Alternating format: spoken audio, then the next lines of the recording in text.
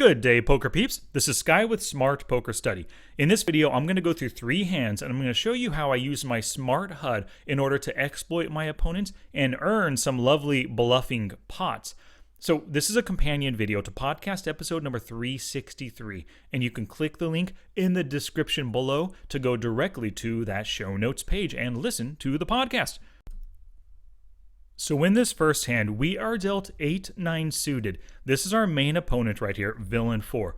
He open raises. Now, we have our option. We can fold, we can call, or we can 3-bet, right? Let's take a look at his Smart HUD real quick before we decide what to do.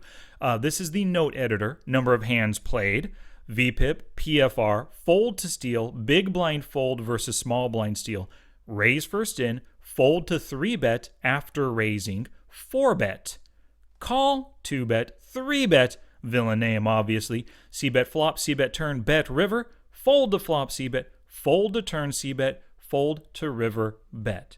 Now, taking a look at his statistics right here, this is our opponent in this hand. What should we do right now? We have our option of folding, calling, or 3-betting.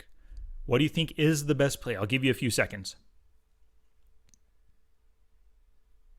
Now, given the fact that this player raises first in 36% and folds 88%, 7 out of 8, a 3-bet bluff is a great play right now, especially with a hand as playable as this. So this is the first exploit we're going over. It's 3-bet bluffing with anything playable. 9-8 suit is a great hand, and it's playable because just in case our villain ends up calling our 3-bet, well, we're going to go to the flop with a pretty good suited connector, which can hit a lot of flush draws, a lot of straight draws, a lovely 2-pair hand, a 9-8, right? I mean, anything can hit 2-pair. But this is a very playable hand, and because we have position against him if he does call us, we have a lot of room to maneuver post flop to try to get him to fold. Maybe we can semi bluff with a draw, maybe we can value bet if we hit 2-pair, maybe we could just straight up bluff on an ace high flop, right? Who knows? We'll have to see what happens. But this is what I decided to do. Because of his stats, raises a lot, folds a lot, I decided to 3-bet. And everybody folded, and I won this pot right here. Really great result. And I did it because he folds so often. Now, I could have just called, but what would have happened if I called? I sweetened the pot for these guys to come in and call. Now we're going multi-way, not the end of the world, but generally, I like playing pots heads up. It really gives me the opportunity to try to exploit one player. Now, the other thing that can happen, we can call, and that incentivizes all of these players to 3-bet squeeze. They can make it 10, 11, 12 big blinds, really put the pressure on this guy with the wide range, and this guy, this random, not random, but he looks like a nitty guy, but this guy that just called, he's displaying big weakness. We ask them, if we call, we're just prompting them to 3-bet squeeze against us, and we'd probably just have to fold our hand. All right, the second hand, we have 7-6 suited, once again in the cutoff. Let's see the action. We have a fold. We decide to open raise right here. 3 big blinds, standard open raise. And then villain 5 calls. Now, before we see what the blinds do, let's take a look at villain's stats, his HUD stats right here. What do you think we should plan on doing right now before the small blind and blind even make an action and before we even see the flop? What should our basic plan right now be for post-flop play? Yep, you probably noticed the same thing I did. Folds to flop C-bets 33%, so calls a ton on the flop. He has position against us. He's probably going to call just about 100% of our C-bets. But look at that. He folds a ton on the turn. It is only 2 out of 3, but he's just really showing that turn honesty. I think right now, if we're going to bluff him on the flop, we have to pull the trigger on a double barrel. Now, here's another interesting thing. Doesn't fold on flops, folds on turns, but doesn't fold on the river. That tells me right there, because he hates folding on the turn, this is where he makes his hand or his decision in the hand. He decides to go with it. If he goes with it beyond the turn, he is, from his perspective, probably pot committed now and is not going to fold on the river. That's why his fold percentage drops so much from the turn to the river here. So our plan is to double barrel bluff this guy, but probably not triple barrel bluff. If we triple barrel him, maybe we hit a flush, we hit a straight on the river, that kind of thing. So let's see what happens. The blinds both fold. Great, now we're heads up, out of position, but we have the initiative. Ooh, 995, gutter. We come out and fire. Now remember, we're firing now with the knowledge that he is not going to fold, most likely not going to fold, but we're planning on making that double barrel. And given the fact that we bet 4, if he calls 4 right now, that pot's going to be 15 big blinds. We still have plenty of room to maneuver with good sized stacks. He ends up calling right there.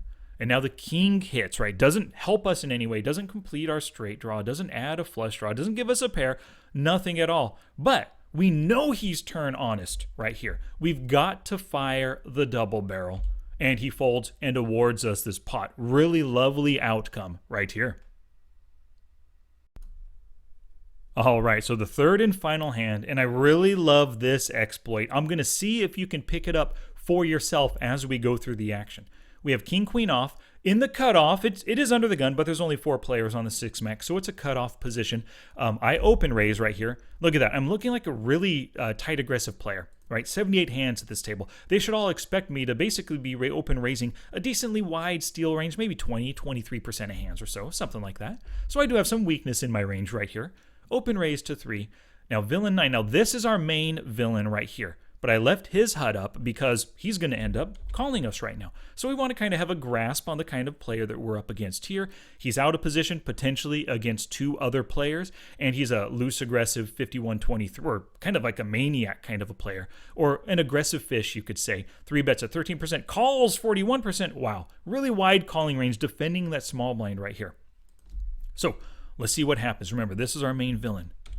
Oh, interesting. So let's look at this guy. A short stack to start off with, a pretty good sign of a recreational player. 59-22 with a 3 bet at 9%, calls 55%. Another maniac, a loose aggressive, not loose aggressive, I'm sorry, a loose fish once again with some aggression from him here.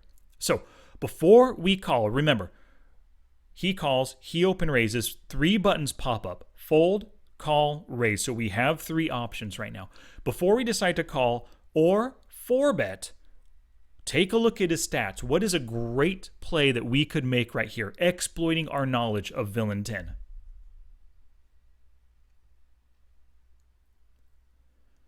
Right away, when I'm looking at HUDs, I'm looking for extreme numbers, right? Really close to 100%, really close to 0%. The more extreme your opponent's numbers are, the easier it is to exploit them. Now, here's something very interesting. This player, c-bets 80%, bluffs a heck of a lot on the flop. Also has a really wide 3-betting range, really wide raise first in range. Like this guy gets to the flop as the aggressor with wide ranges, and he bluffs a ton. But look at that drop. It is only 1 out of 3, but from 80 to 33%. Totally turn honest player when c-betting. Let's compare this, not compare this, let's add to this the fact that he's honest when facing c-bets on the turn. He hates folding to c-bets on the flop. Loves folding on the turn. It's only 1 out of 1, but it's at 100%. He has shown right here, his tendency is to treat the turn with extreme honesty. And look at this. We are in position against him. We're in such a good spot. I don't like the fact that he's so short stacked. It gives a little bit less room to maneuver post-flop, but there is a very good potential for calling him now, calling him on the flop because he's not honest on flops, but then betting as soon as he checks the turn because he's a turn honest player. So this exploit is floating the turn.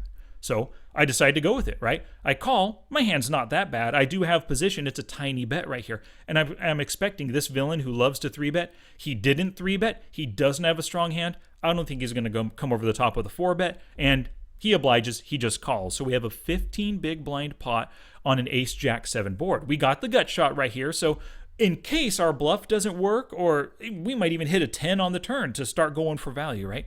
So this is a hand you don't necessarily want to fold versus a flop c-bet, especially versus somebody capable of bluffing.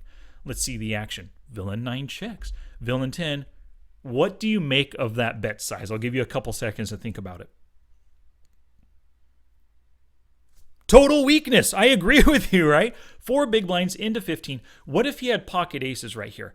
This is the only hand. Maybe pocket jacks might be doing this to sucker us in once, right? If he had ace king, ace queen, ace jack for 2 pair, I'm pretty sure he's making at least a half pot bet. His goal would be to double up because he's a short stack. He wants to build that pot. This is total weakness, or it's the nuts with aces or jacks, right? But I sense total weakness here, which is great. He's demonstrated a tendency to bluff flops. That's a bluffy flop size, a weak bluff. And so we end up calling. Remember, our goal, before we even called pre-flop, our goal is to call flop and then float when he checks on the turn. So we're just kind of following through with our plan. So he bets the 4, we call, he folds. Great. The turn brings an 8, kind of an inconsequential offsuit 8 right here. I guess it does complete 9-10 for a straight, but he checks. He acts in line with his tendencies. We love the check, especially after that flop tiny C bet for weakness. So we come out firing 13.5 big blinds right here. Loving this, and he folds, awarding this pot. Now, I love the fact that I made the play. I sensed weakness. I planned it from pre-flop before I even called the 3-bet. I knew what I was going to do. I pulled the trigger on it, but I really don't like that size. I think on this board, I think he would have easily folded to just a half pot bet, 11.5, maybe 11, maybe 12 big blinds. I risked a little bit extra right here.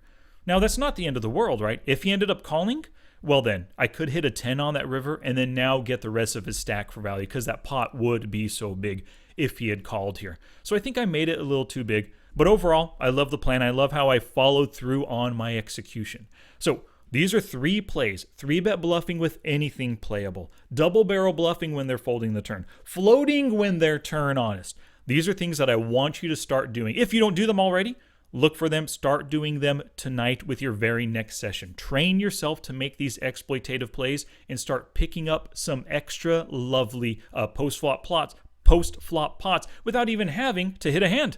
All right. Thank you so much. Thanks for subscribing and dinging that bell for notifications as well. I'll catch you in the next one.